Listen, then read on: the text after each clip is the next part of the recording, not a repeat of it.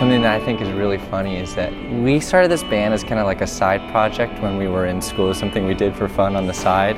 And it's taken us so many places, and it's funny to land back at the museum doing something that we did on the side while we were in school. So just kind of like squeezing through the side into the museum is just kind of a funny thing.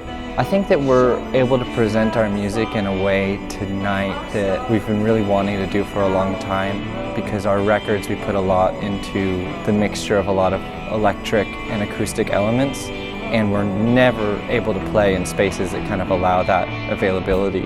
And so tonight we're able to get a sound of Quilt that we've been wanting for a while, so it'll be a new piece for us. We all have a visual life in addition to being musicians, so we kind of can communicate knowing that we all understand music in a similar way. Writing music is very visual for me. I can see and feel sections of songs very viscerally, and I get color associations with different songs and different sections of songs.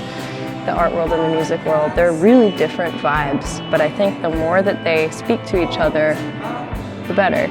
We toured for almost a year. I wasn't able to go to a studio and to produce things all of the time, and I saw that the touring was becoming more and more a part of my life. And how could I incorporate my art practice into that, which for a long time it was like large-scale video installation, performance art. And maybe I can't have a studio, but it's got to be like a kind of like a conceptual studio. And I bought this little gray box, like it was this big, and I brought it on the road, and I just kind of took a lot of really nice paper, just kind of made stacks, and I just drew every day in the van. I would just look out the window and kind of catch textures of different plants, like very mindless. So being on the road all the time has allowed me to just kind of loosen up and make some fun drawings, which has been cool. And I keep up the music and the art all the time, and they help each other out in ways you would never know.